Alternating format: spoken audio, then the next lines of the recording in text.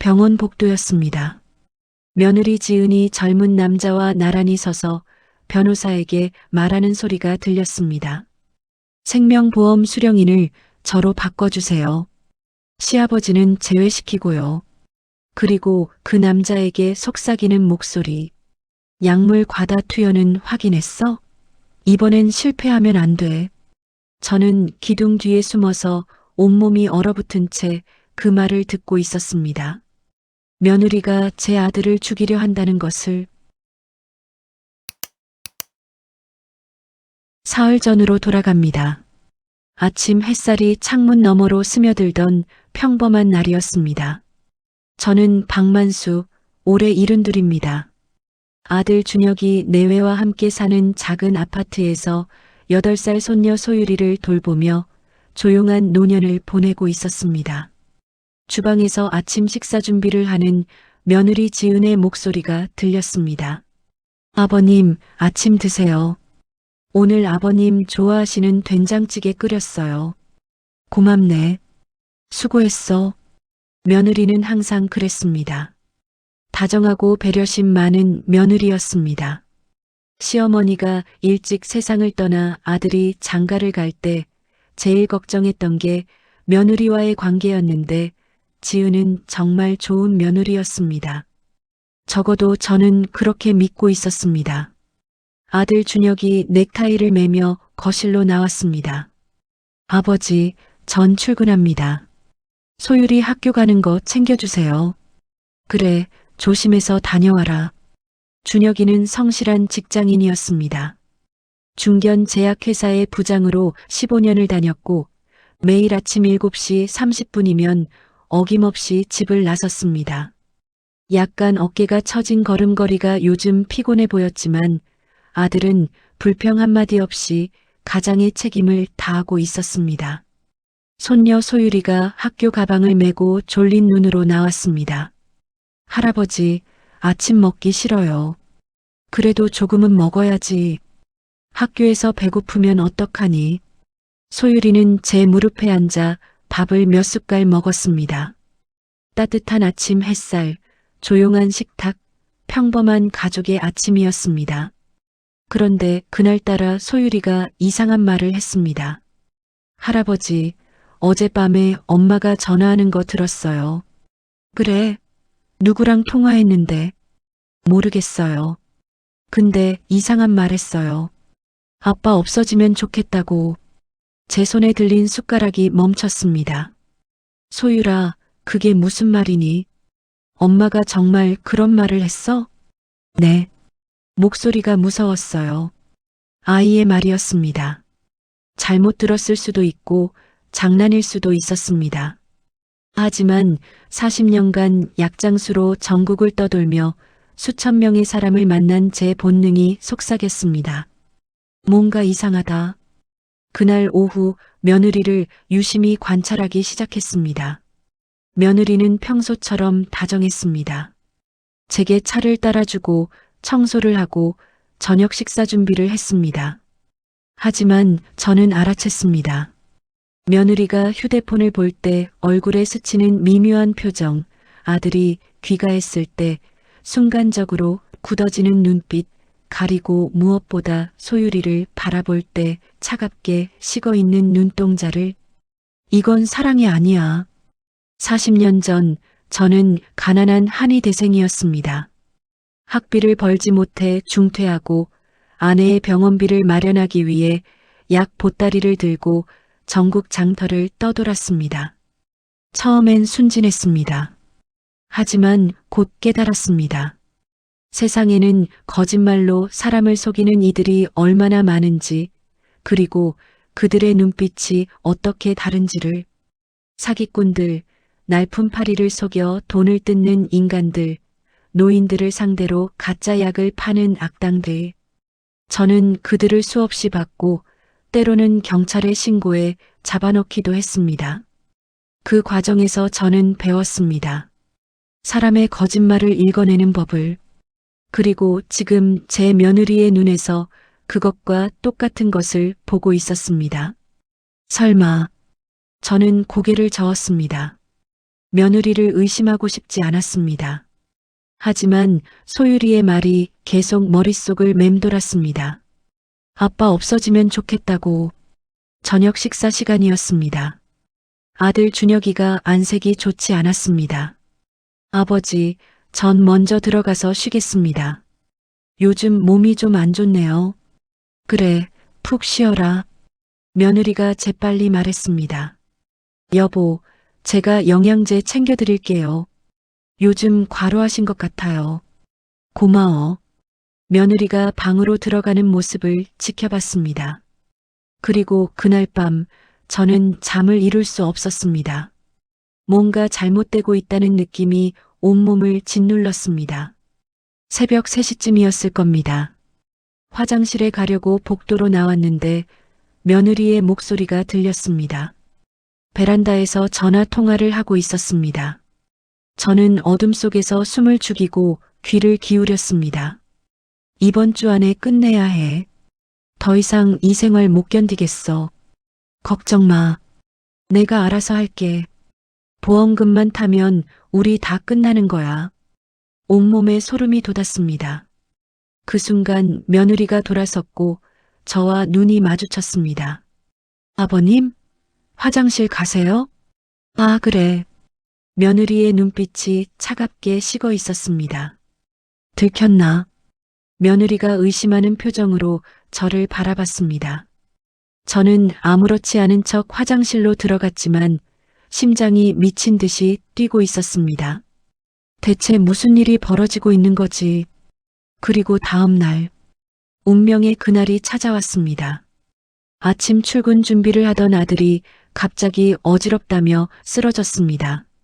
여보, 며느리의 비명이 집안을 울렸습니다. 하지만 저는 봤습니다. 며느리의 눈빛에 스친 순간적인 만족감을. 이 여자가 뭔가 했어. 119가 출동했고 아들은 급히 병원으로 실려갔습니다. 저는 택시를 타고 병원으로 달려갔습니다. 가슴이 터질 것 같았습니다. 40년 전 아내가 세상을 떠날 때 느꼈던 그 공포가 다시 몰려왔습니다. 아들을 잃을 순 없어. 절대로. 병원 응급실 앞에 도착했을 때였습니다. 한 간호사가 저를 급히 붙잡았습니다. 낯익은 얼굴이었습니다. 할아버지, 잠깐만요. 뭐요? 전 제 아들을 봐야 해요. 간호사가 제 팔을 꽉 잡으며 낮은 목소리로 말했습니다. 숨어서 기다리세요. 며느리분이 지금 변호사와 함께 옵니다. 그 말에 저는 얼어붙었습니다. 무슨 소리요? 설명할 시간이 없어요. 일단 저쪽 기둥 뒤에 숨어 계세요. 제발. 간호사의 눈빛이 절박했습니다. 저는 본능적으로 간호사의 말을 따랐습니다. 기둥 뒤에 몸을 숨겼습니다. 그리고 5분 후 며느리가 나타났습니다. 낯선 젊은 남자와 함께. 탄탄한 몸, 잘생긴 얼굴에 20대 후반쯤 되어 보이는 남자였습니다. 둘이 나란히 걸어오는 모습이 너무도 자연스러웠습니다.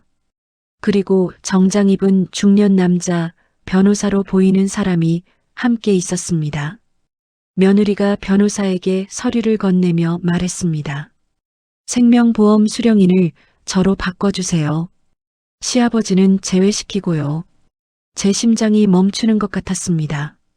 변호사가 고개를 끄덕이며 서류를 챙겼습니다. 그리고 며느리가 옆에 젊은 남자에게 속삭였습니다. 약물 과다 투여는 확인했어? 이번엔 실패하면 안 돼. 걱정 마. 이번엔 확실해. 저는 기둥에 기댄 채 온몸이 부들부들 떨렸습니다. 며느리가 제 아들을 죽이려 한다. 보험금을 타기 위해. 저 젊은 남자와 함께. 이 악마 같은 것들. 40년간 살면서 이런 분노를 느낀 적이 없었습니다. 간호사가 조심스럽게 다가왔습니다. 할아버지, 괜찮으세요? 당신은 누구요? 저 기억 안 나세요? 15년 전에 할아버지가 저희 어머니한테 약 팔러 오셨잖아요. 경상도 하동 장터에서요. 기억이 났습니다. 아, 그때 그 아가씨. 네. 할아버지가 어머니를 정말 잘 돌봐주셨어요. 사기가 아니라 진짜 효과 있는 한약을 파셨고 어머니는 그 약 드시고 많이 좋아지셨어요. 은혜를 갚고 싶었는데 오늘 여기서 뵐 줄은 몰랐어요. 고맙소. 근데 어떻게 저 여자를 알았소? 어제 야간 근무 중에 우연히 며느리분과 저 남자가 복도에서 나누는 대화를 들었어요. 끔찍한 내용이었어요. 그래서 오늘 할아버지가 오시면 경고하려고 기다렸어요.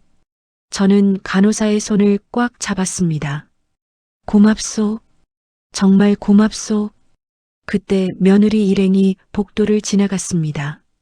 며느리의 얼굴엔 다정한 미소가 가득했습니다. 완벽한 연기였습니다. 이 여자는 괴물이야. 저는 결심했습니다. 절대 이 악마를 용서하지 않겠다고. 40년간 전국을 떠돌며 갈고 닦은 제 모든 경험을 동원해서라도 반드시 아들을 지키고 저 여자를 법정에 세우겠다고. 간호사가 제 어깨를 토닥였습니다. 할아버지, 제가 도와드릴게요. 증거를 모아야 해요. 그래, 그래야겠어. 제 손이 떨렸지만 눈빛만큼은 차갑게 식어갔습니다. 이제 싸움이 시작됐습니다. 간호사 최민정이 저를 빈 상담실로 안내했습니다. 문을 닫자마자 민정이 급하게 말했습니다. 할아버지, 시간이 없어요. 제가 어젯밤 들은 내용을 말씀드릴게요. 말해보시오. 민정이 떨리는 목소리로 설명했습니다. 어젯밤 11시쯤이었어요. 야간 순찰을 돌다가 비상계단 쪽에서 목소리가 들렸어요. 며느리분과 저 남자였어요. 남자가 이번엔 양을 2배로 늘렸어. 이틀 안에 끝날 거야 라고 말했어요. 그러자 며느리분이 확실해? 실패하면 우리 다 끝이야 라고 대답했어요. 제 주먹이 저절로 쥐어졌습니다. 그게 다요? 아니에요. 더 있어요. 며느리분이 시아버지가 문제야. 저 노인이 눈치채면 귀찮아질 거야 라고 말했어요.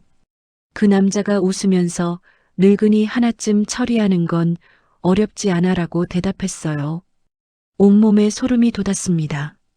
며느리는 저까지 제거할 생각이었습니다. 제 아들 상태는 어떻습니까?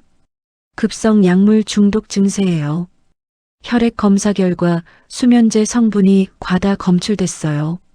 지금은 안정을 찾았지만 만약 계속 이런 약물을 투여받았다면 민정이 말을 잇지 못했습니다. 저는 알았습니다. 며느리가 얼마나 오랫동안 계획적으로 아들을 죽이려 했는지 영양제라고 속이며 독을 먹였구나. 그때 상담실 문이 열렸습니다. 며느리 지은이 들어왔습니다. 다정한 미소를 띤 채 아버님 여기 계셨네요. 찾았어요. 아 그래. 지은이 민정을 향해 고개를 끄덕였습니다. 간호사님 제 남편 상태 어떤가요? 안정을 찾으셨습니다. 하지만 정밀 검사가 필요해요. 그래요. 빨리 회복됐으면 좋겠네요. 며느리의 목소리는 걱정으로 가득 차 있었습니다. 완벽한 연기였습니다. 하지만 저는 봤습니다. 며느리가 민정을 바라볼 때 스치는 경계의 눈빛을 이 여자는 의심하고 있어. 민정도 느낀 듯 자리에서 일어났습니다. 그럼 전 환자 확인하러 가보겠습니다. 민정이 나가고 상담실엔 저와 며느리만 남았습니다. 침묵이 흘렀습니다. 며느리가 먼저 입을 열었습니다. 아버님, 걱정 많이 하셨죠? 저도 정말 놀랐어요. 여보가 갑자기 쓰러지니까. 그래. 준혁이가 요즘 많이 피곤해 보이긴 했지. 그러게요. 제가 영양제도 챙겨드렸는데 과로가 심했나 봐요. 영양제. 그 단어를 들으니 속이 뒤집혔습니다. 하지만 저는 표정을 감췄습니다.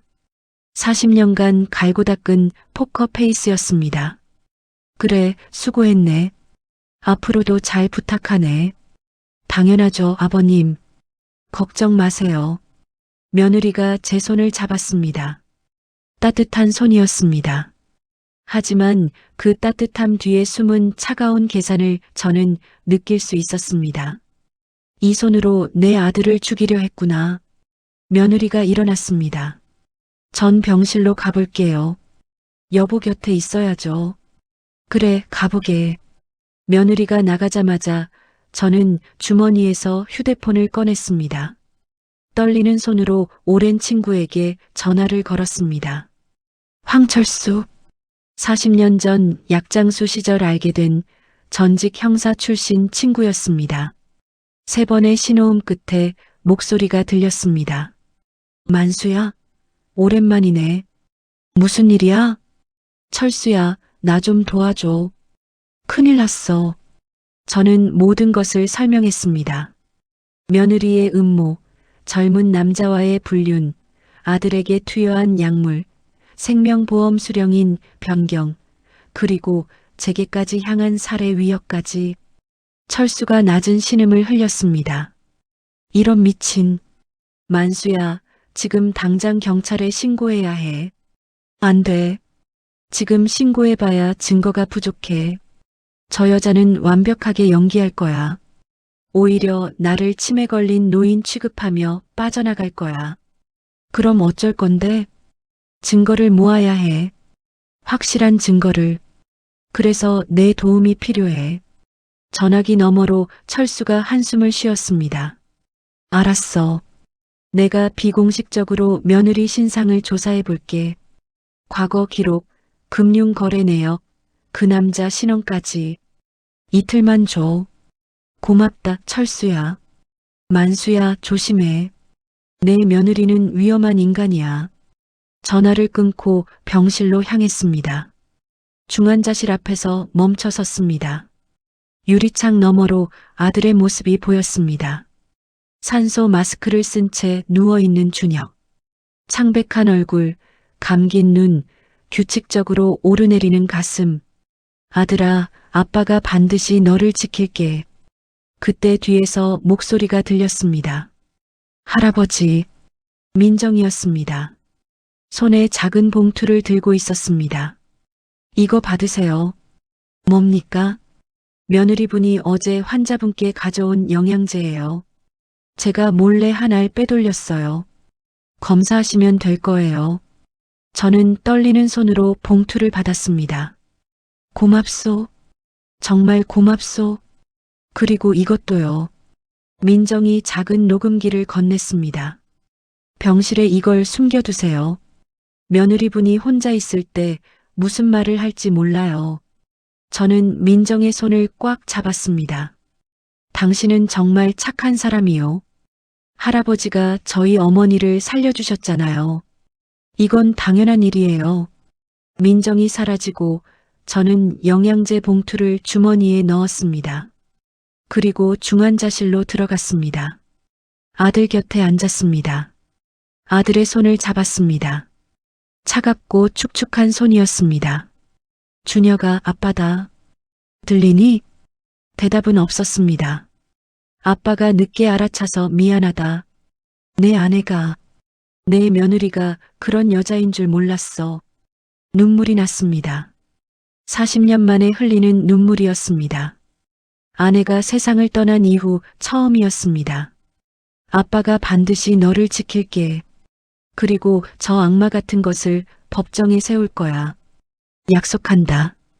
그때 아들의 손가락이 미세하게 움직였습니다. 눈꺼풀이 떨렸습니다. 준혁아. 아들의 입술이 천천히 움직였습니다. 소리가 나오지 않았지만 입모양으로 알 수 있었습니다. 아버지. 그리고 다시 의식을 잃었습니다. 저는 아들의 손을 더 꽉 쥐었습니다. 알겠다. 아빠가 알았어. 병실 문이 열렸습니다. 며느리가 들어왔습니다. 손에 보온병을 들고 아버님, 국 끓여왔어요. 드세요. 고맙네. 며느리가 보온병을 책상 위에 놓으며 아들을 내려다봤습니다. 그 눈빛을 저는 놓치지 않았습니다. 차갑고 계산적인 눈빛. 사랑이 아니었습니다. 저 눈으로 40년을 사람을 봐온 나를 속일 순 없어. 며느리가 말했습니다. 아버님, 오늘은 집에 가서 쉬세요. 제가 여기 있을게요. 아니야. 나도 여기 있겠네. 하지만 아버님 연세도 있으시고. 괜찮아. 내 아들인데 곁에 있어야지. 며느리의 얼굴에 순간적으로 짜증이 스쳤습니다. 하지만 곧 다정한 미소로 덮었습니다. 그럼 제가 담요 가져올게요. 며느리가 나갔습니다. 저는 재빨리 민정이 준 녹음기를 침대 옆 장식장 뒤에 숨겼습니다. 그리고 며느리가 가져온 보온병 뚜껑을 열었습니다. 국 냄새가 났습니다. 하지만 저는 한 입도 먹지 않았습니다. 이것도 믿을 수 없어. 창밖을 바라봤습니다. 해가 지고 있었습니다. 붉은 노을이 하늘을 물들였습니다. 마치 피처럼. 이제 전쟁이야. 40년 전 장터에서 사기꾼들과 싸울 때의 감각이 돌아왔습니다. 관찰하고 기다리고 증거를 모으고 그리고 한 방에 끝내는 것.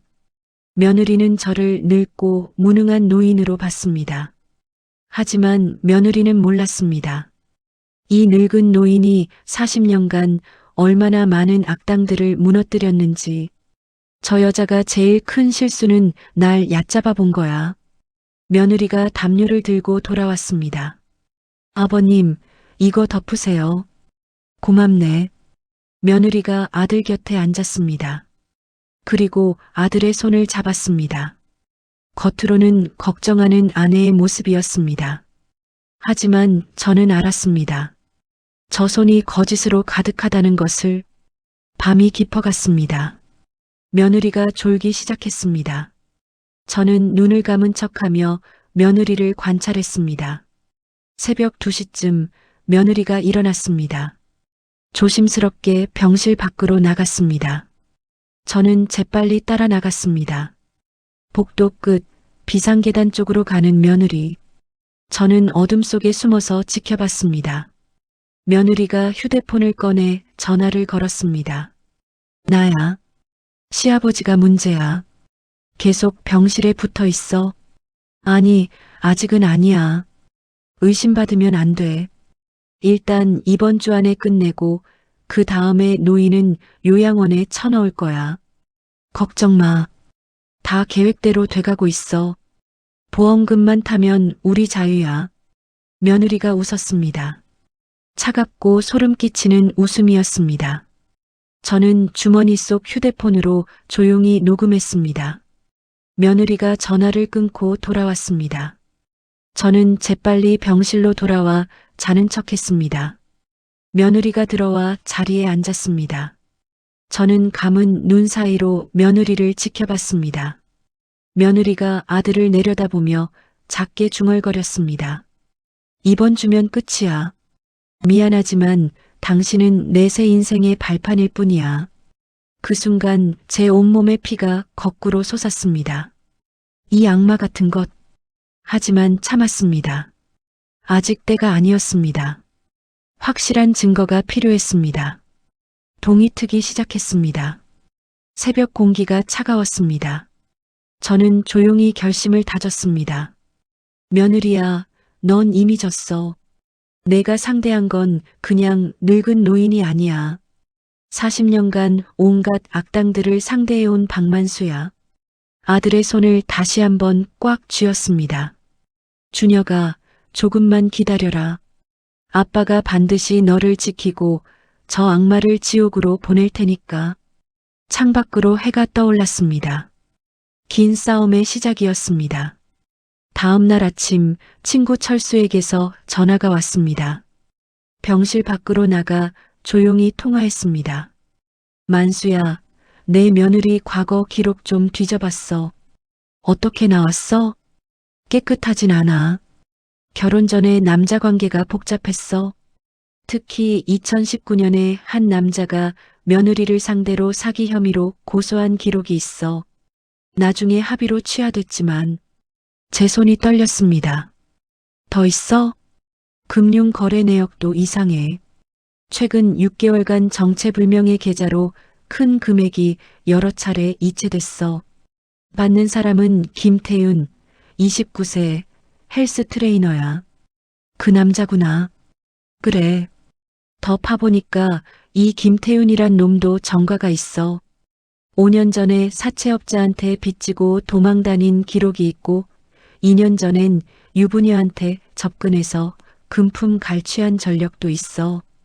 온몸에 분노가 치솟았습니다. 철수야, 이 자료들 보관해줘. 나중에 필요할 거야. 알았어. 그런데 만수야, 조심해. 내 며느리는 생각보다 훨씬 위험한 인간이야. 전화를 끊고 병실로 돌아왔습니다. 며느리가 아들 곁에 앉아 있었습니다. 아버님, 어디 다녀오세요? 화장실 다녀왔네. 며느리가 미소를 지었습니다. 하지만 저는 그 미소 뒤의 계산을 읽을 수 있었습니다. 이제 본격적으로 시작이야. 낮 12시쯤 며느리가 말했습니다. 아버님, 제가 집에 다녀올게요. 소율이 학교 끝나면 데리러 가야 해요. 그래, 다녀오게. 며느리가 나가자마자 저는 민정을 불렀습니다. 간호사님, 잠시 좀 도와주시겠습니까? 민정이 병실로 들어왔습니다. 무슨 일이세요? 저는 주머니에서 며느리가 가져온 영양제를 꺼냈습니다. 이것 좀 검사해 주시오. 정확히 어떤 성분인지 알아야 해요. 알겠습니다. 제가 아는 약사한테 부탁해 볼게요. 그리고 이것도요. 저는 어젯밤 며느리가 가져온 보온병 속 국물을 작은 병에 담아뒀던 것을 건넸습니다. 이것도 검사가 필요합니다. 민정의 얼굴이 굳었습니다. 설마 국에도? 모르겠소. 하지만 확인해야 해요. 민정이 고개를 끄덕이며 받았습니다. 최대한 빨리 결과 알려드릴게요. 민정이 나가고 저는 녹음기를 확인했습니다. 침대 옆 장식장 뒤에 숨겨둔 녹음기 작동이 잘 되고 있었습니다. 그리고 아들을 바라봤습니다. 여전히 의식이 없는 아들. 하지만 어제보다 안색이 조금 나아 보였습니다. 며느리가 가져온 영양제를 민정이 몰래 비타민으로 바꿔치기한 덕분이었습니다. 준혁아, 이제 내게 독은 들어가지 않을 거야. 오후 3시쯤 며느리가 소율이를 데리고 왔습니다. 할아버지, 소율이가 제 품에 안겼습니다. 우리 소율이 학교 재미있었니? 네. 근데 할아버지, 아빠는 언제 깨어나요? 곧 깨어날 거야. 걱정 마. 며느리가 소율이를 잡아당겼습니다. 소율아, 아빠 쉬셔야 하니까 조용히 해야지. 며느리의 목소리는 부드러웠지만 소나기에 힘이 들어가 있었습니다. 소율이가 아파하는 표정을 지었습니다. 엄마 아파요. 미안, 엄마가 실수했네. 며느리가 손을 놓았지만 저는 봤습니다. 며느리가 소율이를 바라보는 눈빛에 짜증이 서려 있는 것을. 이 여자는 자기 딸조차 사랑하지 않아. 그날 저녁 며느리가 또 음식을 가져왔습니다. 아버님, 죽 끓여왔어요. 드세요. 고맙네. 며느리가 나간 사이 저는 죽을 화장실에 버렸습니다. 먹을 수가 없었습니다. 40년간 약장수를 하며 배운 것이 있었습니다. 독을 다루는 사람들의 특징, 며느리의 손놀림, 음식을 내밀 때의 눈빛, 그리고 제가 먹는 걸 지켜보는 집착, 모든 것이 의심스러웠습니다. 혹시 나한테도 뭔가 타려는 건 아닐까? 밤 9시 며느리가 말했습니다. 아버님, 소율이 데리고 집에 갈게요. 내일 아침에 올게요. 그래, 조심해서 가게. 며느리와 소율이가 나갔습니다. 병실에 혼자 남았습니다. 아들의 규칙적인 호흡 소리만 들렸습니다. 저는 침대 옆에 앉아 낡은 가죽 가방을 열었습니다. 40년간 전국을 떠돌며 들고 다닌 약초 가방. 이제는 쓸 일이 없어 집 구석에 처박아뒀던 것을 오늘 아침 몰래 가져왔습니다. 가방 안에는 옛날 수첩들이 가득했습니다. 제가 만난 사람들의 기록, 사기꾼들의 수법, 그리고 그들을 무너뜨린 방법들. 이 경험이 지금 필요해. 수첩을 넘기다가 한 페이지에서 멈췄습니다. 1998년 부산 자갈치 시장에서 만난 사기꾼 부부의 이야기. 남편을 죽이고 보험금을 타려던 아내. 하지만 실패했습니다. 제가 경찰에 신고했으니까. 당시 저는 우연히 그 부부의 대화를 엿듣고 녹음했었습니다. 그 녹음 테이프가 결정적 증거가 됐습니다. 그래, 이번에도 똑같이 하는 거야. 새벽 1시쯤 복도에서 발소리가 들렸습니다. 저는 재빨리 불을 끄고 자는 척했습니다. 병실 문이 조심스럽게 열렸습니다. 며느리였습니다. 혼자였습니다. 소율이는 집에 두고 온 거구나. 며느리가 아들 곁으로 다가갔습니다. 그리고 가방에서 무언가를 꺼냈습니다. 주사기였습니다. 저는 숨을 죽였습니다. 며느리가 작게 중얼거렸습니다. 미안해, 준혁아. 하지만 어쩔 수 없어. 당신과의 삶은 지옥이었어. 며느리가 주사기를 아들의 링거에 꽂으려는 순간 저는 벌떡 일어났습니다. 뭐 하는 거야? 며느리가 깜짝 놀라 뒤로 물러났습니다. 아, 아버님? 깨어 계셨어요? 그 손에 든 게 뭔가? 며느리가 재빨리 주사기를 가방에 넣었습니다. 아, 이건 병원에서 준 비타민 주사예요. 여보한테 영양 보충하려고요. 간호사도 없이 내가 직접 놓으려고. 아, 제가 예전에 간호학원 다녔었거든요. 괜찮아요. 며느리의 목소리는 떨리고 있었습니다. 저는 천천히 며느리에게 다가갔습니다. 지은아. 네, 아버님. 내가 준혁이한테 뭘 하려는지 나는 다 알고 있어. 며느리의 얼굴이 창백해졌습니다. 무슨 말씀이세요? 숨기지 마. 내가 김태윤이란 남자와 무슨 짓을 꾸미는지, 내 아들을 죽여서 보험금을 타려는 계획까지 다 알아. 며느리가 뒷걸음질 쳤습니다. 아버님, 그게 무슨... 거짓말하지 마. 40년간 온갖 사기꾼들을 상대해본 이 늙은이를 속일 순 없어. 침묵이 흘렀습니다. 그리고 며느리의 얼굴이 변하기 시작했습니다. 다정한 미소가 사라지고 차가운 표정이 드러났습니다. 그래요. 알고 계셨군요. 며느리가 웃었습니다. 소름 끼치는 웃음이었습니다. 근데 아버님, 그게 뭐 어때서요? 증거 있어요? 제가 뭘 잘못했다는 증거요? 있어. 내가 태윤이랑 나눈 대화 녹음, 내가 가져온 영양제의 독극물 검사 결과, 내 과거 범죄 기록까지. 며느리의 얼굴이 굳었습니다. 거짓말이에요. 거짓말이 아니야. 내일 당장 경찰에 신고할 거야. 며느리가 갑자기 비명을 질렀습니다. 도와주세요. 시아버지가 저를 때려요. 복도에서 간호사들이 달려왔습니다. 며느리가 울기 시작했습니다. 제가 남편 간호하려고 왔는데 시아버지가 갑자기 저를 의심하시고 때리려고 해요. 간호사들이 당황한 표정으로 저를 바라봤습니다. 하지만 그때 민정이 나타났습니다. 잠깐만요. 민정이 며느리를 똑바로 쳐다봤습니다. 한지은 씨, 지금 손에 뭘 들고 계세요? 아무것도 안 들었는데요. 가방 좀 보여주시겠어요? 며느리가 가방을 꽉 붙잡았습니다. 왜요? 이건 제 개인 물건인데. 환자 안전을 위해서 확인이 필요합니다. 민정이 단호하게 말했습니다. 며느리가 잠시 망설이다가 가방을 던지고 뛰쳐나갔습니다. 민정이 가방을 열었습니다. 안에 주사기와 정체불명의 약물이 들어 있었습니다.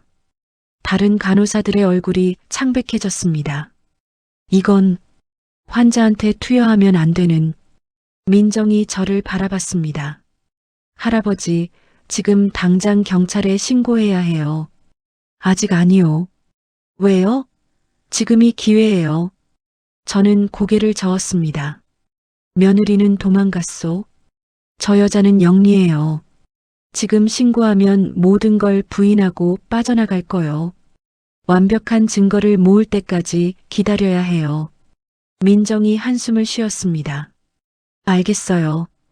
이 주사기는 제가 보관하겠습니다. 간호사들이 나가고 병실에 다시 조용함이 찾아왔습니다. 저는 창밖을 바라봤습니다. 새벽 하늘이 밝아오고 있었습니다. 며느리는 이제 더 조심할 거야. 더 위험한 수를 쓸지도 몰라. 하지만 저는 준비되어 있었습니다. 40년간 갈고 닦은 본능과 경험, 그리고 무엇보다 아들을 지키겠다는 아버지의 마음. 지은아, 넌 이미 함정에 걸렸어. 내가 한 발 움직일 때마다 나는 증거를 모으고 있어. 아들의 손을 잡았습니다. 준혁아, 조금만 참아라. 아빠가 곧 끝낼 테니까. 밖에서 새들이 지저귀기 시작했습니다. 새로운 하루가 밝았습니다. 사냥의 시간이 다가오고 있었습니다. 며느리가 도망친 다음 날 병원 로비에서 철수를 만났습니다. 70세의 나이지만 여전히 꼿꼿한 자세를 유지한 친구. 전직 형사 특유의 날카로운 눈빛이 살아있었습니다. 만수야, 오랜만이네. 철수야, 고맙다. 철수가 서류 봉투를 건넸습니다. 내 며느리 조사 결과야. 보면 기가 막힐 거야. 우리는 병원 카페로 자리를 옮겼습니다. 조용한 구석 자리에 앉아 서류를 펼쳤습니다. 철수가 설명하기 시작했습니다. 한지은 42세. 결혼 전 이름은 한미선이었어. 개명한 거야. 왜 개명을 했을까? 과거를 지우려고. 2015년에 다른 남자와 결혼했었어. 그 남편은 6개월 만에 의문의 교통사고로 사망했고 지은이는 보험금 3억을 받았지. 경찰이 의심했지만 증거 부족으로 수사 종결됐어. 제 손이 떨렸습니다. 그럼 이번이 처음이 아니라는 거야? 그래. 더 있어. 2017년에는 60대 사업가와 만났는데 그 남자가 갑자기 뇌졸중으로 쓰러졌어. 다행히 살았지만 지은이는 그 남자 통장에서 1억을 빼돌린 뒤 사라졌어. 고소했지만 지은이는 선물로 받았다고 주장하며 빠져나갔어. 철수가 또 다른 서류를 꺼냈습니다. 그리고 이게 김태윤 자료야. 사진 속 젊은 남자. 병원에서 본 그 남자였습니다. 김태윤, 29세. 헬스 트레이너지만 실제론 전문 사기꾼이야. 유부녀들을 타겟으로 접근해서 불륜 관계를 맺고 돈을 뜯어내는 수법을 써왔어. 최근엔 사채업자한테 2천만 원 빚이 있어. 독촉이 심해서 급전이 필요한 상황이야. 그래서 내 며느리한테 붙은 거구나. 맞아. 근데 더 심각한 건 이 두 사람이 만난 게 우연이 아니라는 거야. 지은이가 의도적으로 김태윤을 접근시켰어. 작년에 온라인 커뮤니티에서 남편 없애는 방법을 검색한 기록도 찾았어. 온몸에 소름이 돋았습니다. 철수가 제 어깨를 토닥였습니다. 만수야, 이 자료들로 경찰에 신고해. 충분한 증거야. 아직 부족해. 뭐? 철수야, 저 여자는 영리해. 이 정도 정황 증거로는 변호사 대동하고 빠져나갈 거야. 결정적인 현장을 잡아야 해. 철수가 한숨을 쉬었습니다. 만수야, 위험해. 내 며느리는 생각보다 훨씬 위험한 인간이야. 알아. 하지만 내 아들을 지키려면 확실하게 끝내야 해. 그때 제 휴대폰이 울렸습니다. 민정이었습니다. 할아버지, 검사 결과 나왔어요. 빨리 오세요. 병실로 올라갔습니다. 민정이 긴장된 얼굴로 봉투를 건넸습니다. 할아버지가 주신 영양제요. 수면제 성분이 과다 함유되어 있었어요. 장기 복용하면 심장 마비를 일으킬 수 있는 양이에요. 그럼 보온병 국물은? 거기엔 아무것도 없었어요. 아마 할아버지를 시험해 본 것 같아요. 저는 고개를 끄덕였습니다. 며느리는 제가 의심하는 걸 알고 있었습니다. 그래서 일부러 깨끗한 음식을 가져와 제 반응을 살폈던 것입니다. 역시 영리한 여자야. 그날 오후 병실 문이 열렸습니다. 낯선 젊은 남자가 들어왔습니다. 김태윤이었습니다. 탄탄한 근육, 잘생긴 얼굴, 하지만 눈빛은 차가웠습니다. 할아버지시죠? 누구시오? 전지은 씨의 친구예요. 문병 왔습니다. 태윤이 아들을 내려다봤습니다. 그리고 저를 향해 미소를 지었습니다. 하지만 그 미소는 위협이었습니다. 할아버지, 건강 조심하세요. 연세도 있으시니까요. 혹시 계단에서 넘어지시거나 하면 큰일 나잖아요. 제 등골이 오싹했습니다. 명백한 협박이었습니다. 걱정 마시오. 난 조심성이 많은 사람이요. 그래도요. 요즘 노인분들 사고가 많던데. 특히 혼자 다니실 때요. 태윤이 한 발 다가왔습니다. 며느리분한테 쓸데없는 오해하지 마세요. 지은 씨는 정말 좋은 사람이에요. 할아버지가 자꾸 의심하시면 곤란해질 수 있어요. 곤란해지는 건 누구요? 태윤의 눈빛이 변했습니다. 할아버지도 그리고 귀여운 손녀분도요. 제 주먹이 쥐어졌습니다. 저를 위협하는 것까진 참을 수 있었지만 소율이를 건드리겠다는 건 용서할 수 없었습니다. 내 손녀한테 손대려고? 아니요. 그냥 조심하시라는 말씀이에요. 태윤이 웃으며 나갔습니다. 하지만 저는 알았습니다. 이제 며느리와 태윤은 저를 본격적으로 제거하려 한다는 것을. 그날 저녁 소율이를 데리러 학교 앞으로 갔습니다. 며느리보다 먼저 소율이를 데려와야 했습니다. 소율이가 뛰어나왔습니다. 할아버지, 우리 소율이 오늘 할아버지 집에서 자자. 진짜요? 좋아요. 소율이를 데리고 택시를 탔습니다. 그때 뒤에서 검은색 SUV 한 대가 따라오는 게 보였습니다. 미행하고 있어. 저는 택시 기사에게 말했습니다. 기사님, 저 뒤에 차가 우릴 따라오는 것 같은데 경찰서로 가주시겠습니까? 기사가 백미러를 확인했습니다. 정말 그러네요. 알겠습니다. 택시가 방향을 틀어 경찰서로 향하자 뒤따르던 SUV가 사라졌습니다.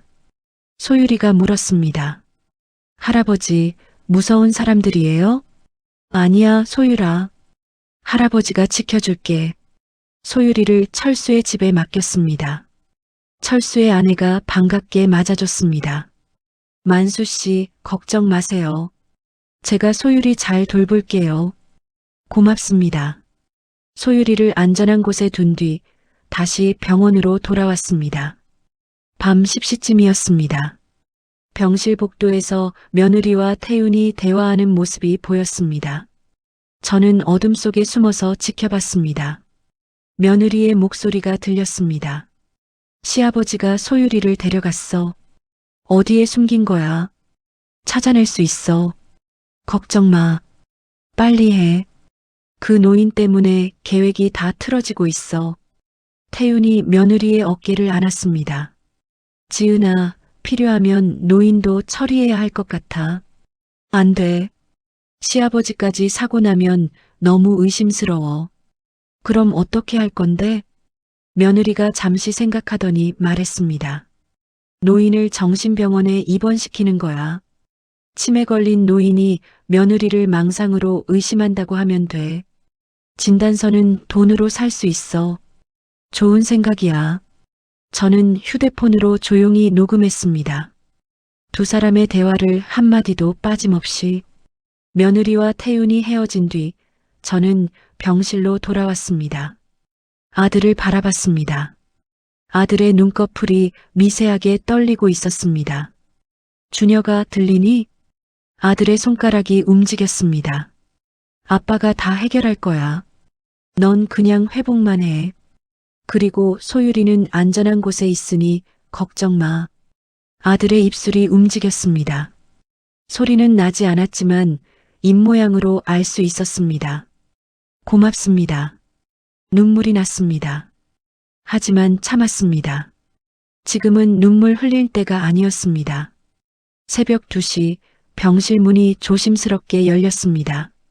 저는 자는 척했습니다. 누군가 들어왔습니다. 발소리가 가벼웠습니다. 며느리가 아니었습니다. 태윤이었습니다. 태윤이 제 곁으로 다가왔습니다. 그리고 속삭였습니다. 할아버지, 주무세요. 영원히. 손에 뭔가 들려 있었습니다. 주사기였습니다. 태윤이 주사기를 들어 올렸습니다. 바로 그 순간 병실 불이 켜졌습니다. 철수가 나타났습니다. 그리고 2명의 경찰관이 함께 있었습니다. 김태윤 씨, 살인 미수 현행범으로 체포합니다. 태윤의 얼굴이 창백해졌습니다. 이게 뭐야? 경찰이 태윤을 제압했습니다. 철수가 저를 바라봤습니다. 만수야, 괜찮아? 고맙다, 철수야. 저는 오늘 오후에 철수에게 부탁했었습니다. 밤에 병실을 지켜달라고.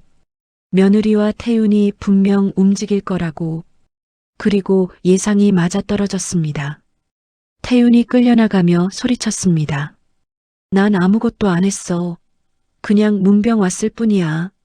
하지만 경찰은 태윤의 손에 든 주사기를 증거 봉투에 넣었습니다. 이게 뭔지 검사하면 다 나올 겁니다. 태윤이 사라지고 병실이 다시 조용해졌습니다. 철수가 말했습니다. 이제 며느리 차례야.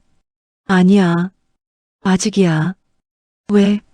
며느리는 태윤이 혼자 한 짓이라고 발 뺄 거야. 며느리의 직접적인 증거가 필요해. 철수가 한숨을 쉬었습니다. 만수야, 넌 정말 무서운 사람이야. 40년간 사기꾼들을 상대하며 배운 거야. 확실하게 끝내지 않으면 다시 돌아와. 창밖으로 동이 트기 시작했습니다. 태윤은 잡혔지만 진짜 싸움은 이제부터였습니다. 며느리와의 최후의 대결. 저는 준비되어 있었습니다. 태윤이 체포된 다음 날 아침, 며느리가 병원에 나타났습니다. 변호사를 대동하고 정장을 차려입은 50대 중반의 남자. 며느리의 얼굴엔 눈물 자국이 있었습니다.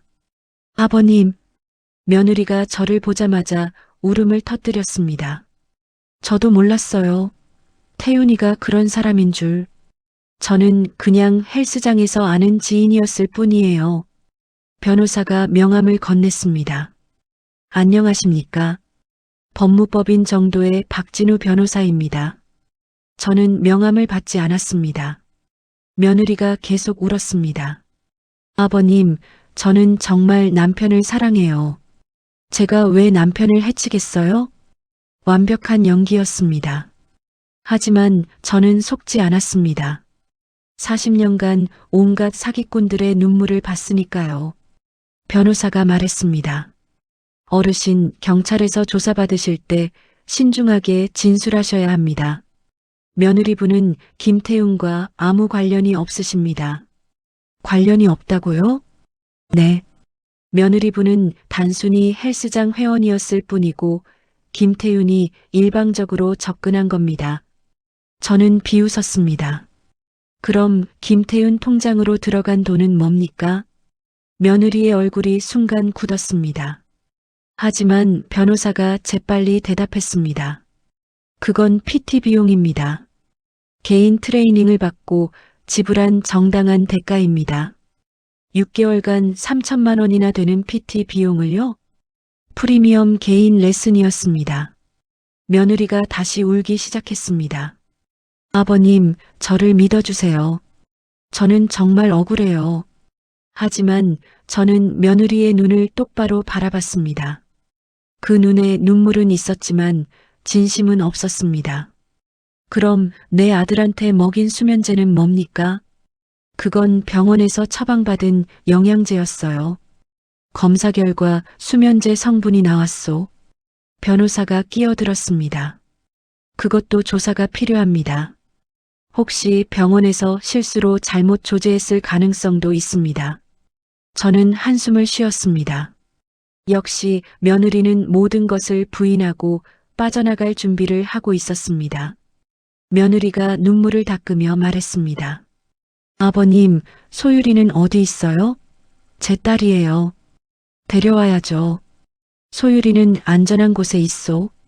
아버님, 제 딸을 왜 숨기세요? 이건 유괴예요. 변호사가 말했습니다.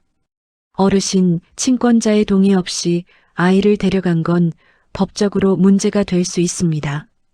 내 손녀를 지키는 게 문제요? 며느리분께는 친권이 있습니다. 소율 양을 돌려주셔야 합니다. 며느리와 변호사가 나간 뒤 저는 철수에게 전화했습니다. 철수야, 며느리가 소율이를 데려가려고 할 거야. 걱정 마. 우리 집 주소는 며느리가 모를 거야. 조심해. 며느리는 무슨 짓이든 할 수 있어. 그날 오후 민정이 급하게 달려왔습니다. 할아버지, 큰일 났어요. 무슨 일이요? 며느리분이 법원에 친권보호 신청을 냈어요. 할아버지를 아동학대 혐의로 고소했대요. 온몸에 힘이 빠졌습니다. 아동학대? 네. 할아버지가 소율 양을 강제로 데려가 감금하고 있다고 주장했대요. 이 여자는 정말 며느리는 법을 악용해서 소율이를 되찾으려 하고 있었습니다. 그날 저녁 철수의 집으로 갔습니다. 소율이가 걱정스러운 표정으로 물었습니다. 할아버지, 엄마한테 돌아가야 해요? 아니야, 소율아. 할아버지가 지켜줄게. 하지만 법적으로는 며느리의 손이 더 컸습니다. 친권이 있으니까요. 철수가 말했습니다. 만수야, 내일 법원에서 신문이 있어. 소율이를 데려오라고 할 거야. 안 돼. 소율이를 며느리한테 넘길 순 없어. 그럼 어떻게 할 건데? 저는 깊이 생각했습니다. 며느리를 끝장내야 해. 완전히. 밤 11시 소율이를 재운 뒤 혼자 나왔습니다. 며느리가 어디 있는지 알아야 했습니다. 며느리의 집으로 갔습니다. 아파트 주차장에서 며느리의 차를 찾았습니다. 그리고 어둠 속에 숨어서 기다렸습니다. 새벽 1시쯤 며느리가 나왔습니다. 혼자가 아니었습니다. 낯선 남자와 함께였습니다. 40대 중반으로 보이는 정장을 입은 남자. 또 다른 공범이 있었어. 두 사람은 차에 올라탔습니다. 저는 택시를 잡아타고 뒤를 따라갔습니다. 기사님, 저 앞에 차 따라가 주시겠습니까? 네, 알겠습니다. 며느리의 차는 강남의 한 호텔로 향했습니다. 두 사람이 호텔 로비로 들어갔습니다. 저는 뒤따라 들어가 구석에 숨었습니다. 며느리와 남자가 로비 소파에 앉았습니다.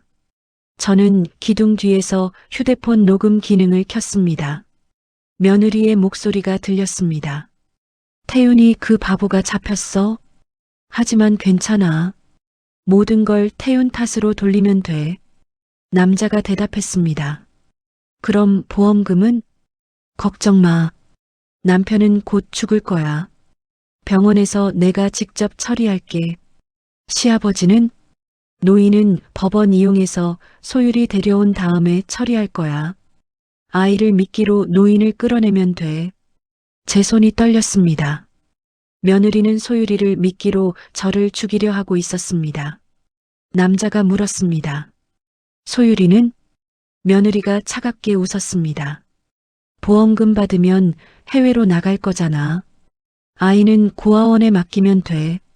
제 심장이 멈추는 것 같았습니다. 며느리는 자기 딸마저 버릴 생각이었습니다. 남자가 말했습니다. 여권은 준비했어? 응. 소율이 여권도 만들었어. 명목상 가족여행이라고 해서.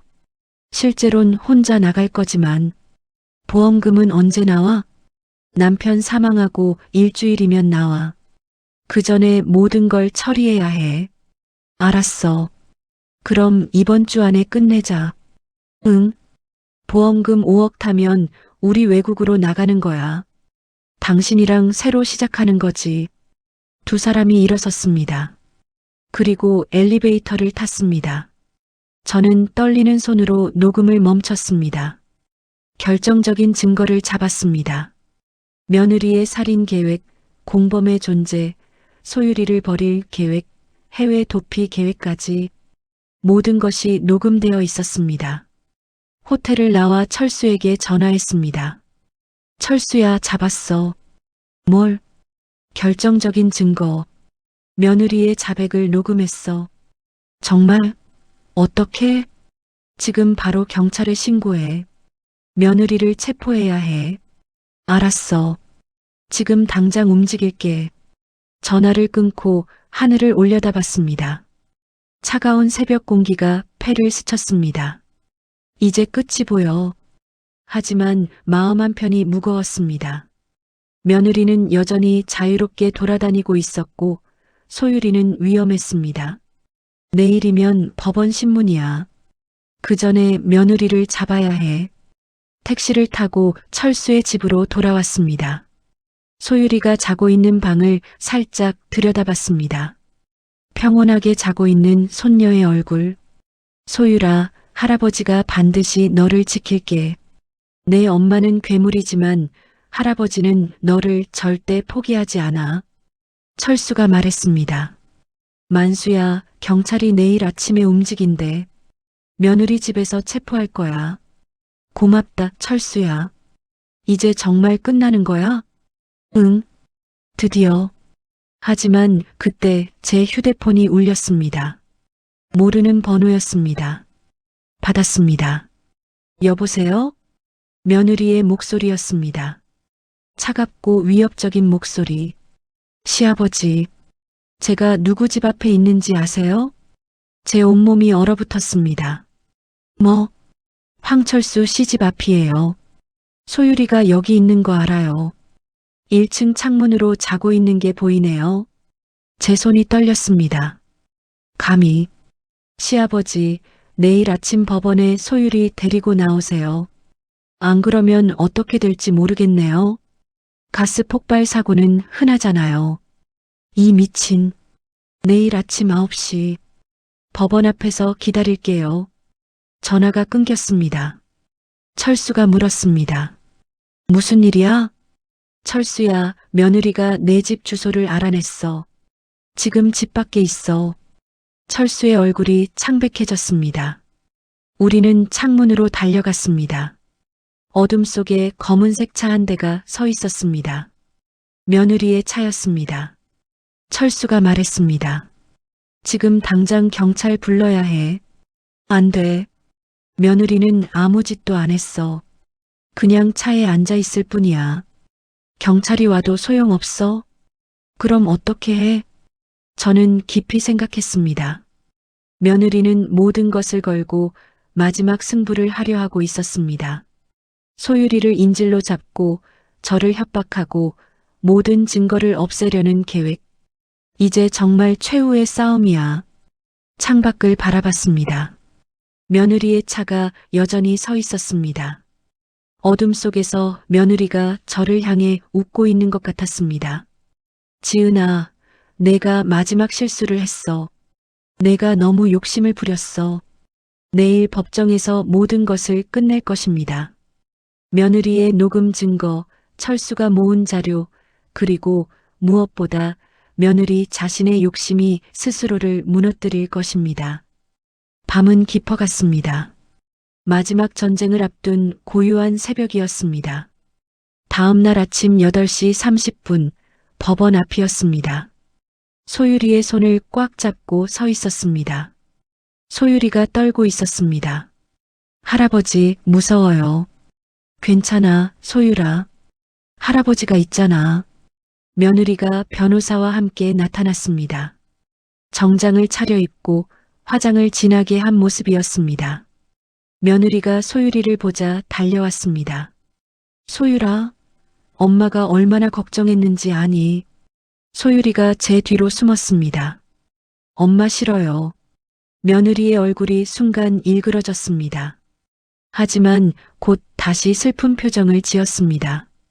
소율아, 엄마가 뭘 잘못했니? 할아버지가 엄마에 대해 나쁜 말 했니? 변호사가 말했습니다. 어르신, 아동 유괴 및 감금 혐의로 고소될 수 있습니다. 지금 당장 아이를 돌려주세요. 그때 철수가 나타났습니다.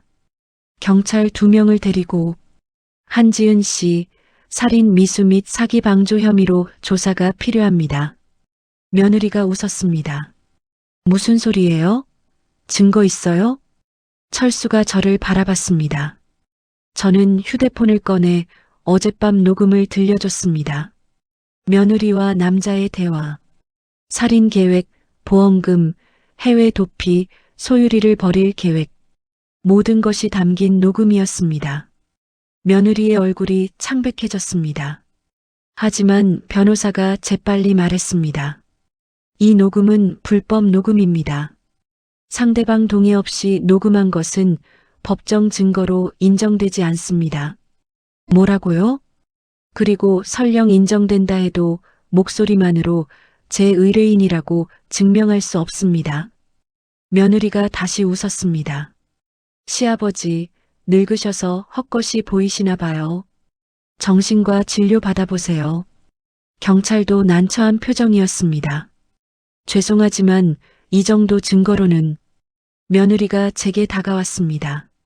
시아버지, 이제 그만하세요. 소율이 저한테 주시고 요양원에서 편히 쉬세요. 제 손이 떨렸습니다. 분노가 치솟았지만 법적으로는 며느리의 손이 더 컸습니다. 소율이가 울기 시작했습니다. 할아버지, 엄마한테 안 갈래요. 며느리가 소율이의 팔을 잡아당겼습니다. 소율아, 엄마랑 가자. 싫어요. 소율이가 울부짖었습니다. 주변 사람들이 우리를 쳐다봤습니다.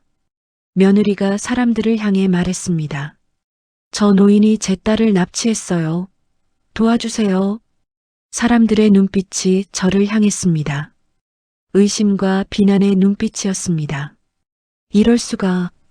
저는 고립되고 있었습니다.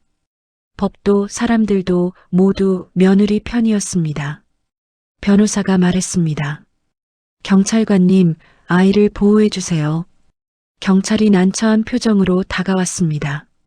어르신, 일단 아이를 엄마에게. 바로 그때 제 휴대폰이 울렸습니다. 병원이었습니다. 환자 보호자이십니까? 박준혁 씨가 의식을 회복하셨습니다. 제 심장이 뛰었습니다. 지금 당장 갑니다. 며느리의 얼굴이 굳었습니다. 뭐라고요? 내 아들이 깨어났소. 이제 직접 말할 거요. 당신이 무슨 짓을 했는지. 며느리가 황급히 차에 올라탔습니다. 전 병원에 먼저 갑니다. 며느리의 차가 급히 출발했습니다. 저는 소율이를 철수에게 맡겼습니다. 철수야, 소율이 부탁해. 나는 병원으로 가야 해. 알았어. 조심해.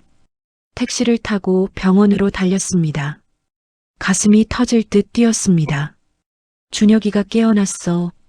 이제 진실을 말할 수 있어. 병원에 도착했을 때 며느리가 이미 와 있었습니다. 중환자실 앞에서 간호사들과 실랑이를 벌이고 있었습니다. 저는 환자 아내예요. 들어가야 해요. 민정이 막아섰습니다. 아직 환자가 안정을 찾지 못했어요. 조금만 기다려주세요. 며느리가 제게 독한 눈빛을 쏘았습니다. 그 눈빛에는 살기가 서려 있었습니다. 이 여자는 아들을 죽이려고 할 거야. 30분 후 면회가 허락됐습니다. 며느리가 먼저 들어가려 했지만 민정이 막았습니다.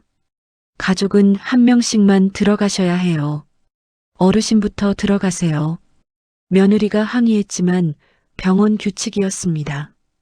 저는 중환자실로 들어갔습니다. 아들이 침대에 누워 있었습니다. 눈을 뜨고 있었습니다. 준혁아, 아버지. 아들의 목소리는 약했지만 분명했습니다. 저는 아들의 손을 잡았습니다. 괜찮니? 네. 근데 아버지, 지은이가 이상했어요. 말해봐라. 무슨 일이 있었니? 제가 쓰러지기 전에 지은이가 제게 이상한 약을 먹였어요. 영양제라고 했는데 먹고 나면 항상 머리가 멍해지고 가슴이 답답했어요. 그걸 얼마나 먹었니? 6개월 정도요. 그런데 최근엔 양이 늘어난 것 같았어요. 하루에 3알씩. 제 주먹이 쥐어졌습니다.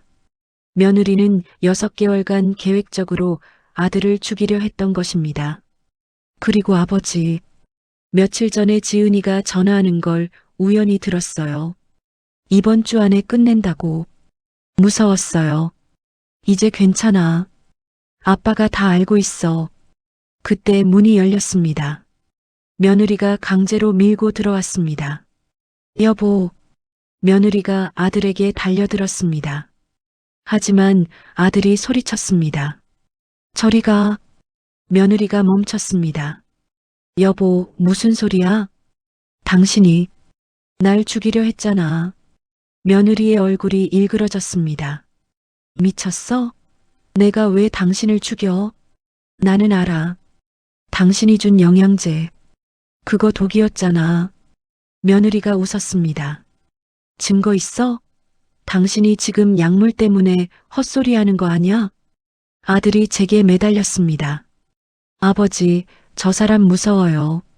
저 사람이 절 죽이려 해요. 민정이 달려 들어왔습니다. 뭐 하는 거예요? 며느리가 가방에서 뭔가를 꺼냈습니다. 주사기였습니다. 여보가 흥분해서 그래요. 진정제 놓을게요. 민정이 소리쳤습니다. 안 돼요. 하지만 며느리가 재빨리 아들의 링거에 주사기를 꽂으려는 순간 저는 며느리의 팔을 붙잡았습니다. 이 악마 같은 것. 며느리와 제가 실랑이를 벌였습니다. 주사기가 바닥에 떨어졌습니다. 경비원들이 달려왔습니다. 며느리가 울부짖었습니다. 저 노인이 저를 때려요. 도와주세요. 경비원들이 저를 떼어냈습니다. 며느리가 바닥에 쓰러지며 연기를 했습니다. 아파요. 시아버지가 절 폭행했어요. 주변 사람들이 저를 비난의 눈초리로 바라봤습니다. 민정이 바닥에 주사기를 집었습니다. 이게 뭐죠? 며느리가 재빨리 말했습니다. 진정제예요. 남편이 흥분해서 확인해 봐야겠어요. 며느리의 얼굴이 창백해졌습니다. 하지만 곧 다시 웃었습니다. 마음대로 하세요. 전 아무 잘못 없어요. 며느리가 일어나 나갔습니다. 저는 무력하게 아들 곁에 앉았습니다. 모든 것이 실패하는 것 같았습니다. 녹음 증거는 불법이라고 했고 아들의 증언도 약물 부작용이라고 변명할 수 있었습니다. 며느리는 여전히 자유로웠고 법은 그녀 편이었습니다. 내가 졌나? 절망이 밀려왔습니다. 40년간 싸워왔지만 이번엔 질 것 같았습니다. 아들이 제 손을 잡았습니다. 아버지, 포기하지 마세요. 전 아버지를 믿어요. 그 말에 눈물이 났습니다. 준혁아, 미안하다. 아빠가 무능해서. 아니에요. 아버지가 여기까지 와주신 것만으로도 감사해요. 민정이 들어왔습니다. 손에 검사 결과지를 들고 할아버지, 이거 주사기 안에 든 건 치사량의 칼륨이었어요. 심장을 멈추게 하는. 저는 고개를 들었습니다. 그럼 이게 증거가 되지 않소? 그런데 며느리 분 지문이 주사기에 없어요. 장갑을 끼고 만진 것 같아요. 다시 절망이 밀려왔습니다. 며느리는 끝까지 완벽했습니다. 창밖을 바라봤습니다. 해가 지고 있었습니다. 붉은 노을이 하늘을 물들였습니다. 마치 피처럼. 이길 수 있을까? 하지만 아들의 따뜻한 손길이 느껴졌습니다. 그리고 결심했습니다. 아니야. 아직 끝나지 않았어. 40년간 포기하지 않았는데 지금 포기할 순 없어. 며느리와의 최후의 전쟁. 이제 정말로 마지막 순간이 다가오고 있었습니다. 며느리의 주사기 사건 이후 경찰이 본격적으로 수사를 시작했습니다. 하지만 며느리는 변호사를 대동하고 모든 혐의를 부인했습니다. 일주일이 지났습니다. 그동안 저는 모든 증거를 다시 정리했습니다. 철수가 수집한 며느리의 과거 기록, 민정이 확보한 독극물 검사 결과, 제가 녹음한 대화들, 그리고 아들의 증언. 검찰이 며느리를 기소했습니다. 살인 미수, 사기, 아동 유기 계획 등 여러 혐의로 첫 재판이 열렸습니다. 법정은 사람들로 가득 찼습니다. 언론에 보도되면서 많은 관심을 받았던 사건이었습니다. 며느리는 깔끔한 정장을 입고 나타났습니다. 머리를 단정하게 묶고 화장은 최소한으로 했습니다. 선량한 며느리의 이미지를 만들려는 것이었습니다. 저는 방청석에 앉았습니다. 철수와 민정도 함께 있었습니다. 아들 준혁이는 아직 회복 중이라 증인으로 나올 예정이었습니다. 재판장이 입장했습니다. 지금부터 피고인 한지은에 대한 살인 미수 등 사건의 공판을 시작하겠습니다. 검사가 일어섰습니다. 검사는 피고인이 남편 박준혁 씨를 살해하려 했으며 공범 김태훈과 함께 치밀한 계획을 세웠다는 것을 입증하겠습니다. 며느리의 변호사가 반박했습니다. 피고인은 무죄입니다. 모든 혐의는 노인의 망상과 오해에서 비롯된 것입니다. 재판이 시작됐습니다. 검사가 첫 번째 증거를 제시했습니다. 며느리가 아들에게 먹인 영양제의 검사 결과였습니다. 이 약에는 치사량에 가까운 수면제 성분이 포함되어 있습니다. 장기 복용 시 심장 마비를 일으킬 수 있는 양입니다. 변호사가 반박했습니다. 이것이 제 의뢰인이 제공한 것이라는 증거가 있습니까? 병원에서 잘못 조제됐을 가능성도 있습니다. 민정이 증인으로 나왔습니다. 저는 며느리분이 직접 가져온 영양제를 목격했습니다. 병원 처방이 아니었습니다. 당신이 그걸 어떻게 확신합니까? 병원 처방약은 라벨이 있습니다. 하지만 그 약에는 아무 표시도 없었습니다. 검사가 두 번째 증거를 제시했습니다. 며느리와 김태윤의 금융거래 내역이었습니다. 피고인은 6개월간 김태윤에게 총 3천만 원을 송금했습니다. 이것은 단순한 PT 비용이 아닙니다. 변호사가 반박했습니다. 프리미엄 개인 트레이닝 비용입니다. 문제될 것이 없습니다. 검사가 웃었습니다. 그렇다면 왜 김태윤은 새벽에 환자의 병실에 침입해 독극물을 주입하려 했습니까? 그것은 김태윤 개인의 행동입니다. 제 의뢰인과는 무관합니다. 변호사는 끝까지 며느리와 김태윤의 관계를 분리시키려 했습니다. 재판은 며느리에게 유리하게 흘러가는 것처럼 보였습니다. 방청석에서 사람들이 수군거렸습니다. 일부는 며느리를 동정하는 눈빛이었습니다. 이대로는 안 돼. 제 차례가 왔습니다. 증인석에 섰습니다. 검사가 물었습니다. 증인은 며느리 한지은의 범행을 직접 목격하셨습니까? 네. 병원에서 며느리가 아들의 링거에 주사기를 꽂으려는 것을 막았습니다. 그때 느낀 점이 무엇입니까? 며느리의 눈을 봤습니다. 그 눈에는 사랑이 없었습니다. 오직 돈에 대한 욕심만 있었습니다. 변호사가 반대 신문을 했습니다. 증인께서는 연세가 많으십니다. 시력이 좋으십니까?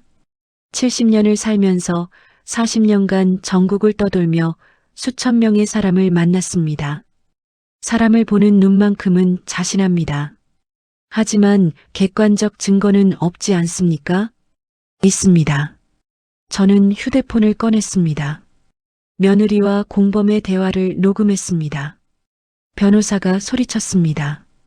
이에 있습니다. 불법 녹음은 증거로 채택될 수 없습니다. 재판장이 말했습니다. 인정합니다. 일방적 녹음은 원칙적으로 증거 능력이 없습니다. 제 심장이 무너지는 것 같았습니다. 하지만 검사가 말했습니다. 재판장님, 하지만 이 녹음은 범죄 사실을 입증하는 참고 자료로 사용될 수 있습니다. 일단 들어보겠습니다. 법정에 녹음이 울려 퍼졌습니다. 며느리와 낯선 남자의 대화. 태윤이 그 바보가 잡혔어? 하지만 괜찮아.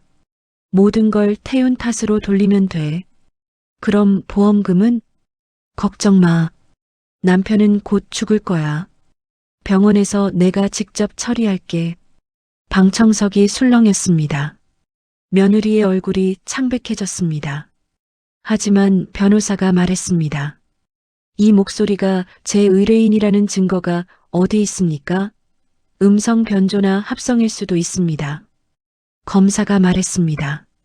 국립과학수사연구원에 의뢰해 음성 분석을 했습니다. 피고인의 음성과 99.8% 일치합니다. 며느리가 일어서며 소리쳤습니다. 저는 그런 말 한 적 없어요.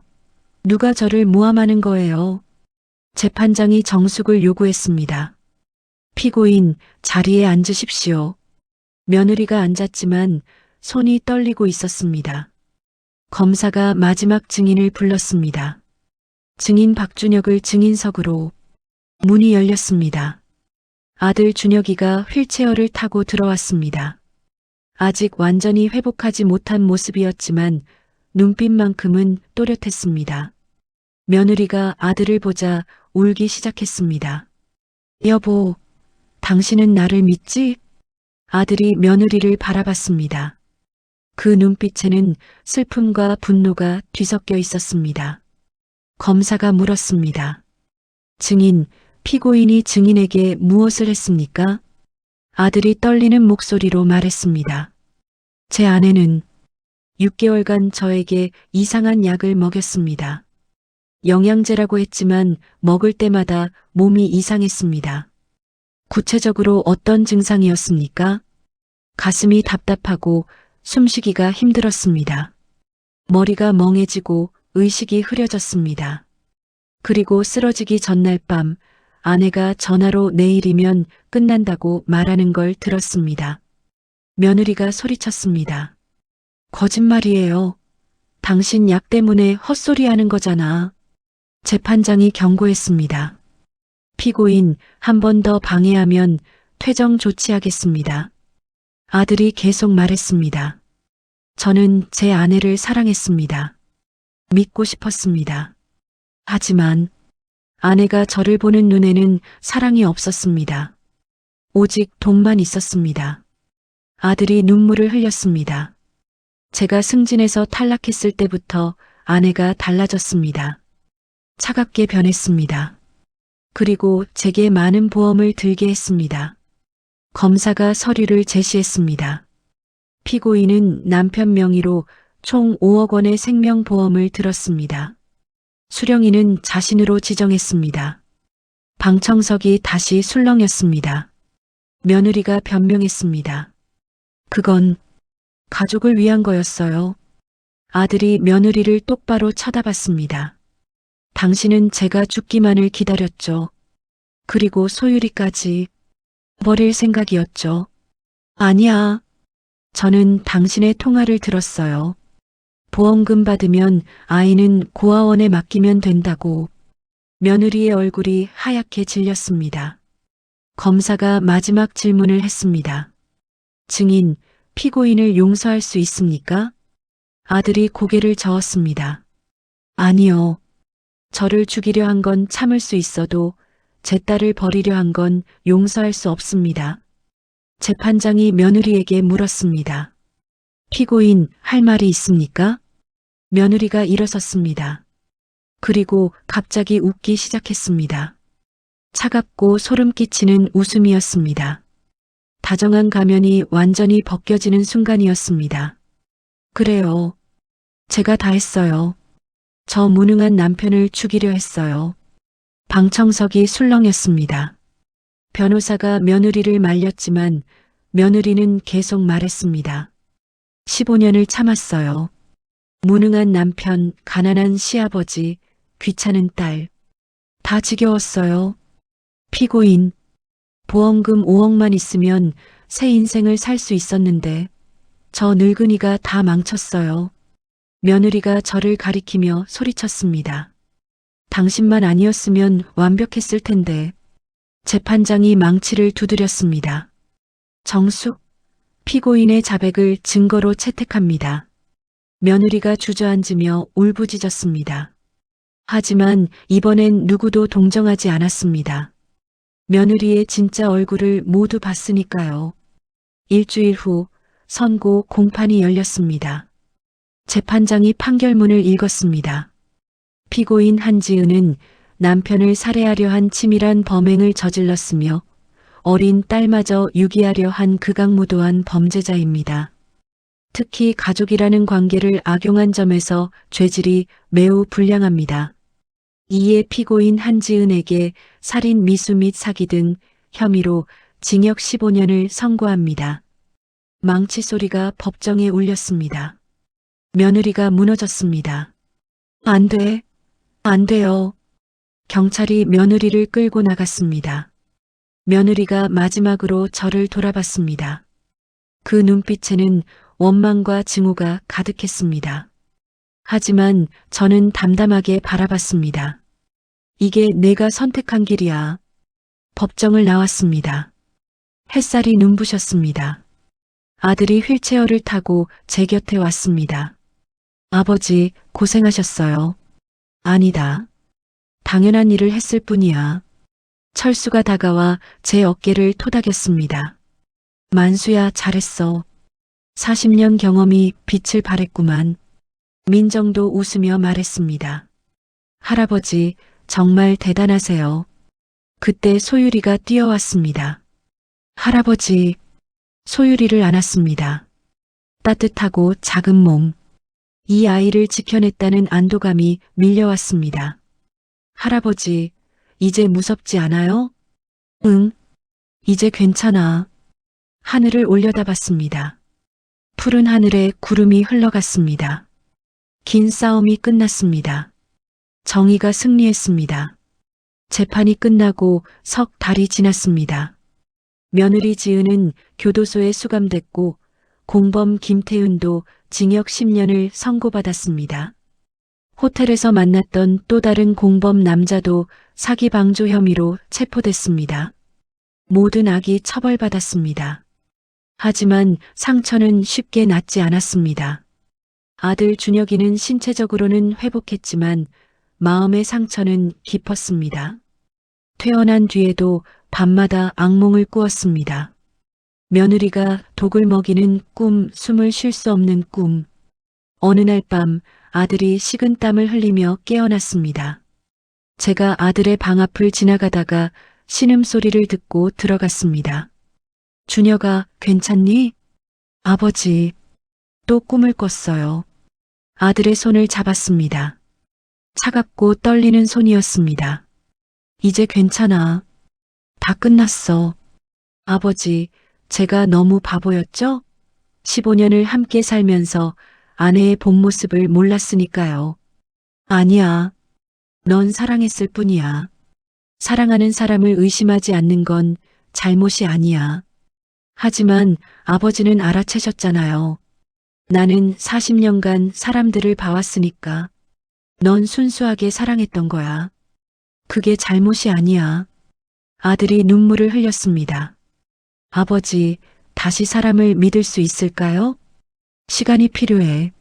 하지만 언젠가는 다시 믿을 수 있을 거야. 세상 모든 사람이 내 아내 같은 건 아니니까. 아들을 토닥이며 함께 있어줬습니다. 새벽까지 손녀 소율이도 힘든 시간을 보내고 있었습니다.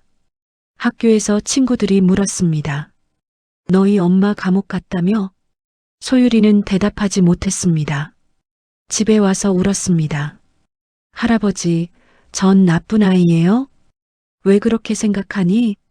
엄마가 나쁜 사람이니까. 저도 나쁜 사람일 것 같아요. 제 가슴이 미어졌습니다. 소율이를 무릎에 앉혔습니다. 소율아, 잘 들어봐. 내 엄마가 잘못된 선택을 한 거지. 내가 잘못한 게 아니야. 하지만 사람은 누구나 선택을 하며 살아가. 내 엄마는 나쁜 선택을 했어. 하지만 너는 다른 사람이야. 너는 착하고 순수한 아이야. 정말요? 그럼 할아버지가 보장해. 넌 엄마를 닮지 않았어. 넌 내 아빠를 닮았어. 착하고 성실한 사람이 될 거야. 소율이가 제 품에 안겼습니다. 할아버지, 사랑해요. 나도 사랑해, 우리 소율이. 그날 밤 세 식구가 함께 저녁을 먹었습니다. 작은 식탁이었지만 따뜻했습니다. 소율이가 밥을 먹으며 물었습니다. 할아버지, 우리 계속 함께 살 수 있죠? 당연하지. 우리는 가족이잖아. 준혁이가 말했습니다. 아버지, 제가 너무 철없었어요. 결혼하고 나서 아버지를 소홀히 대했죠. 아니야. 넌 가정을 꾸리느라 바빴어. 이해해. 이제는 제대로 효도하겠습니다. 저는 고개를 저었습니다. 효도는 그런 게 아니야. 내가 건강하고 행복하게 사는 게 효도야. 소율이가 끼어들었습니다. 저는 할아버지랑 아빠한테 효도할 거예요. 웃음이 났습니다. 오랜만에 들리는 웃음소리였습니다.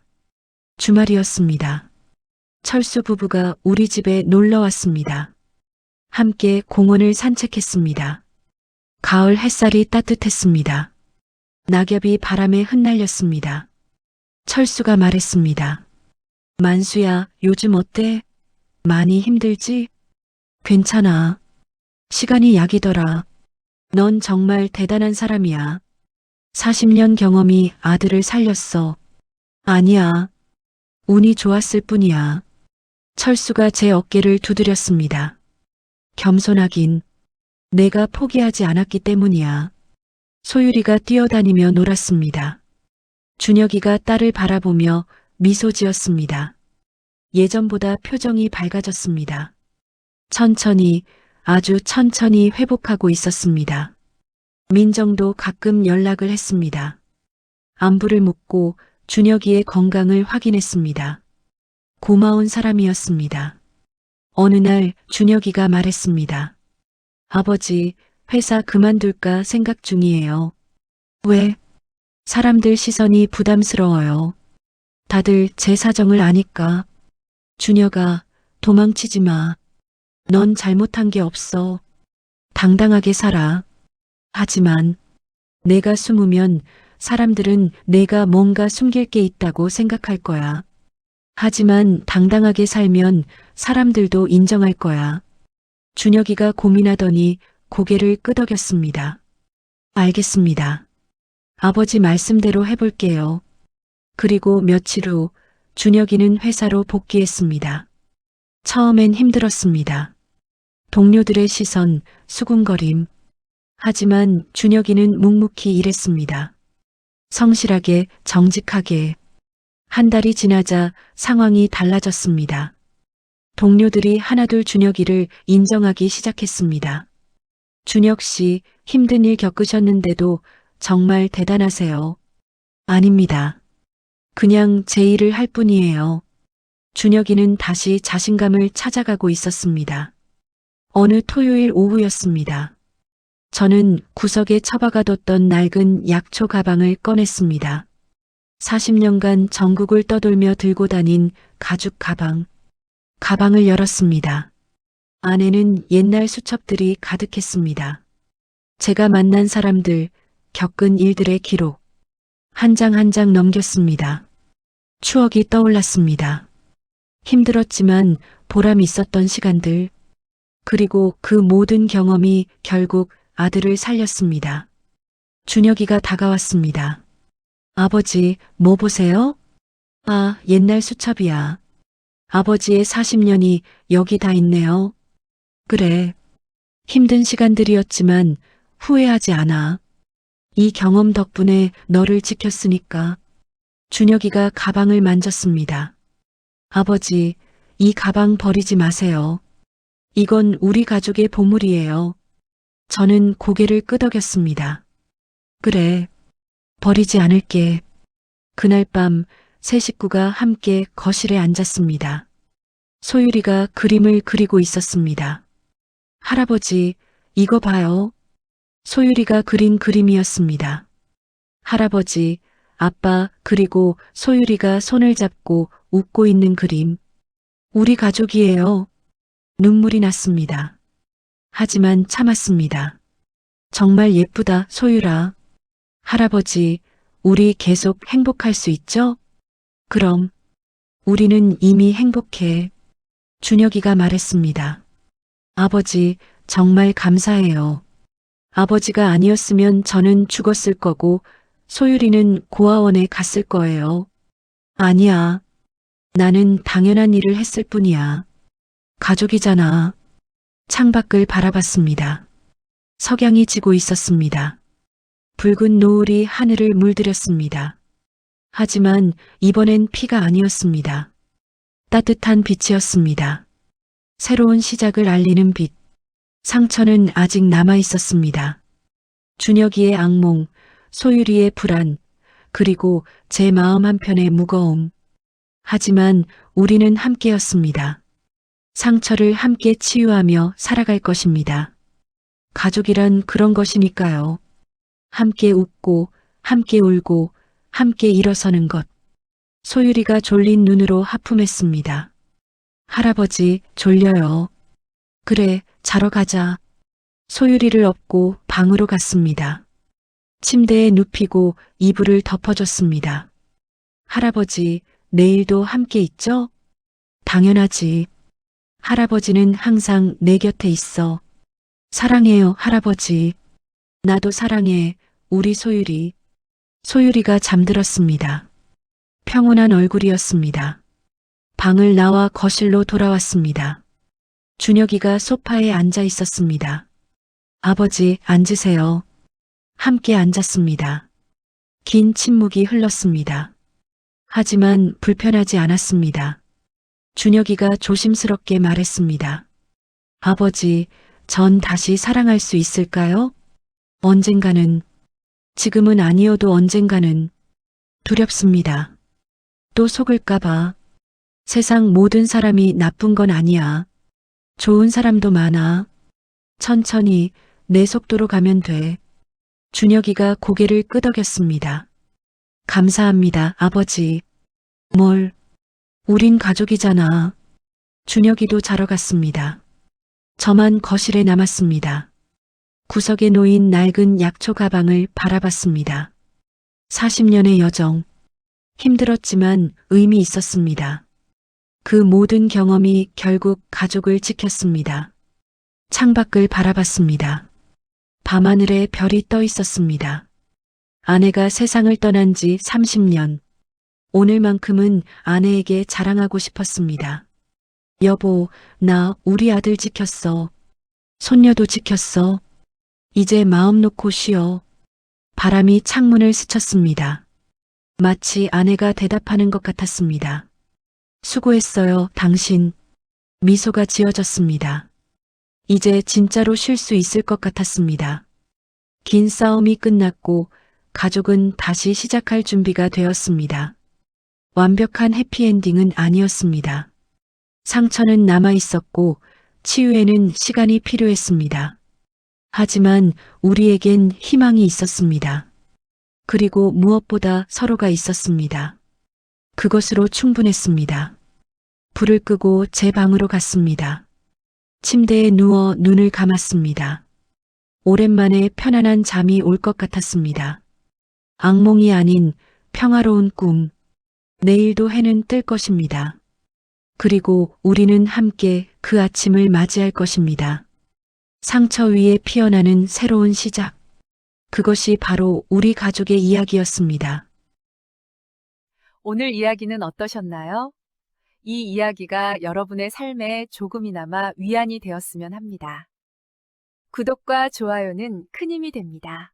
댓글로 여러분의 이야기도 해주세요. 오늘도 건강하고 행복한 하루 보내세요.